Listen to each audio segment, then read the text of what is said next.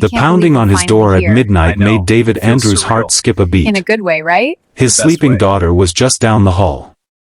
Outside stood Catherine Wells, his normally composed boss, mascara streaked down her face, clutching a manila folder. "You're fired, David," she said, her voice breaking. But what happened next would change both their lives forever. This wasn't just about losing a job, it was about discovering what truly matters when everything falls apart. If you're enjoying this story of heartbreak, resilience, and unexpected connection, please hit the like button and subscribe to our channel for more emotional journeys that remind us what it means to be human. Your support helps us bring these stories to life. David Andrews had been drowning for months, though few people noticed. At 34, he'd become a single father overnight when his wife Ellie died in a car accident, leaving him alone with their 7-year-old daughter, Lily. The grief consumed him, but bills didn't stop coming, and Lily needed stability more than ever. His job as senior product designer at Horizon Tech had once been his passion, but now it was just the lifeline keeping their small world afloat. Catherine Wells had risen through Horizon's ranks with a reputation for brilliance and uncompromising standards. The new CEO had hand-selected her to lead the design division with a clear mandate: streamline operations, increase productivity, and eliminate underperformers. She'd watched David's work deteriorate over the past 6 months with growing concern. The man who had once led their most innovative projects now missed deadlines, submitted incomplete work, and zoned out during critical meetings. She'd sent emails, requested one-on-ones, even left pointed feedback on his recent projects. All signals David either couldn't or wouldn't acknowledge. Every morning, David dropped Lily off at school with the same promise: "Today will be better, sweetie."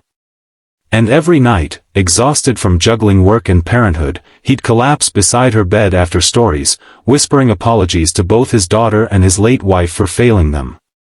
His phone filled with unread messages from Catherine, his inbox overflowed with meeting invites he rescheduled, and his desktop cluttered with half-finished designs. The latest project, a user interface redesign for their flagship product, sat neglected as he struggled to focus through the fog of grief and exhaustion.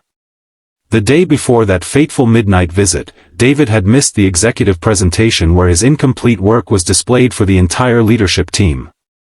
Catherine had stood frozen before the room of disappointed executives, her reputation on the line. "I'll handle this personally," she'd promised, her voice tight with controlled anger. David, meanwhile, had been sitting in the school principal's office, learning that Lily had burst into tears during class again. The school counselor suggested therapy, another expense they couldn't afford on a salary that might soon disappear. When Catherine knocked on his door that night, David knew instantly what was happening. She'd never been to his home before, but he recognized her silhouette through the peephole, illuminated by the hallway light of his apartment building. He opened the door to find not just his boss, but a woman clearly at her breaking point. "You're fired, David," she said, thrusting the folder toward him. "But I couldn't do it at the office. I needed to understand why someone with your talent would throw everything away." What Catherine hadn't expected was the small voice from behind David. "Daddy, who's at the door?" Lily stood in her unicorn pajamas, clutching the stuffed rabbit that had been her mother's last gift. David felt his world collapsing as his professional failure invaded the one space he'd tried to keep safe. "Go back to bed, sweetheart," he managed, his voice breaking. But Lily, with a child's perception of adult distress, shook her head and approached Catherine instead. "Are you my daddy's friend?" she asked, looking up at the startled executive. "He doesn't have friends over anymore since Mommy went to heaven. He's sad a lot." The simple honesty of the child's words hung in the air between the adults. Catherine's prepared speech evaporated, replaced by sudden understanding. This wasn't just an underperforming employee, this was a drowning man trying to keep his child above water. The conversation that followed happened at David's kitchen table, Lily reluctantly back in bed after Catherine promised she wasn't there to hurt her daddy. The folder of termination papers remained unopened as David finally let the walls down, explaining Ellie's death, the crushing weight of single parenthood, the impossible choices between being present for his daughter and meeting work expectations. "I know I've failed at my job," he admitted, his voice hollow. "But I couldn't fail her too." Catherine sat in silence, her own carefully constructed professional mask slipping. The company saw her as ruthlessly efficient, but few knew she'd risen from circumstances not unlike David's.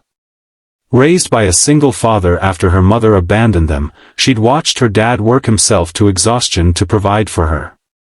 "The company has policies for bereavement leave, family hardship," she finally said. "Why didn't you ask for help? Pride? Fear?"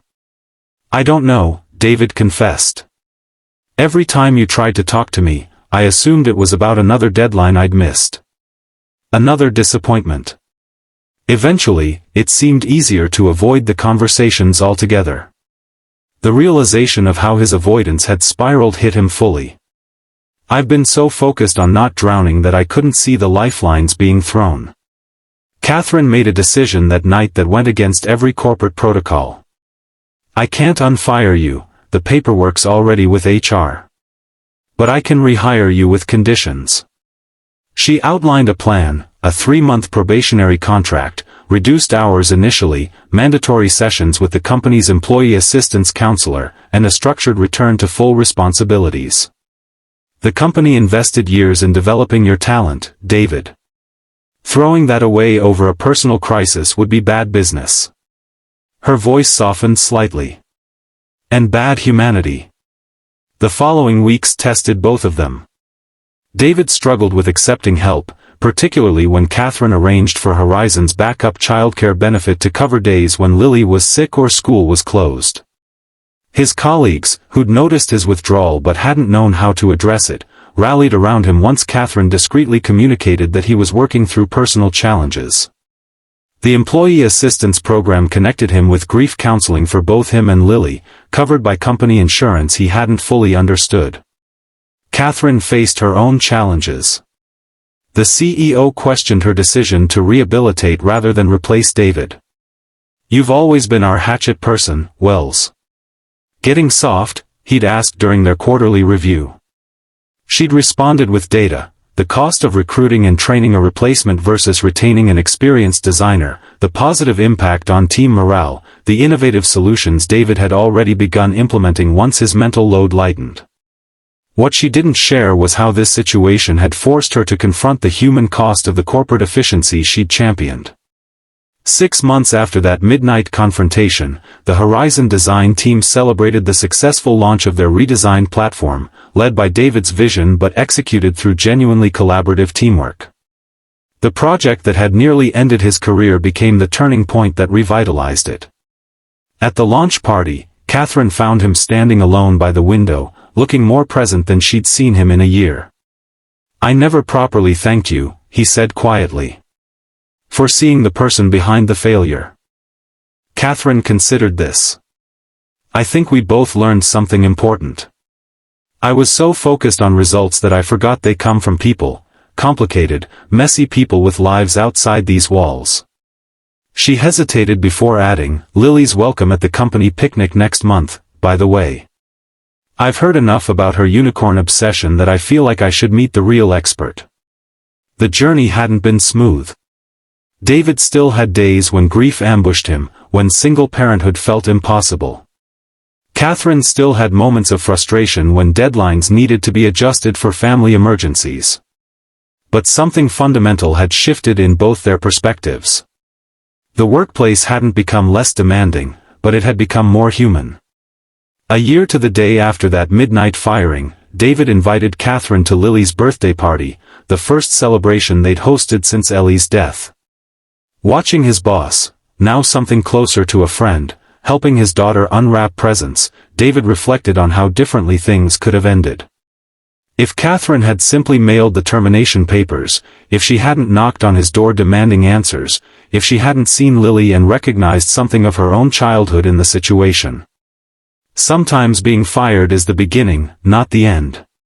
Sometimes the people we fear facing are exactly the ones who help us find our way back. And sometimes, the signals we ignore aren't warnings of failure but invitations to ask for the help we desperately need. As David and Lily walked Catherine to her car after the party, his daughter hugged her impulsively. "Thanks for not taking my daddy's job away forever," she said with a child's directness. "He smiles more now."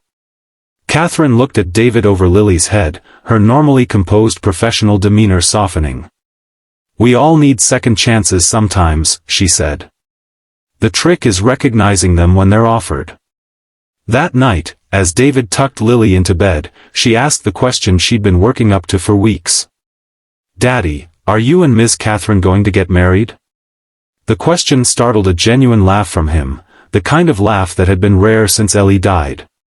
"No, sweetheart. Miss Catherine is my boss. And maybe my friend now. But that's all." Lily considered this with the wisdom children sometimes possess. "That's okay. But I think Mommy would want you to have more friends. She always said people need people." David kissed her forehead, tears and smile mingling. "Your mom was very smart. And you know what? I think I'm finally ready to listen. Life doesn't always give us clear directions. Sometimes the path forward only becomes visible after we've hit our lowest point." For David Andrews, getting fired at midnight became the first step toward truly living again. And for Catherine Wells, that impulsive decision to knock on an employee's door taught her that the bottom line means nothing without the human beings behind the numbers. If this story touched your heart, please subscribe to our channel for more stories of redemption, connection, and the complicated beauty of human relationships. Sometimes the most inspiring stories come from our darkest moments, and we all deserve to be reminded that second chances exist for those brave enough to embrace them.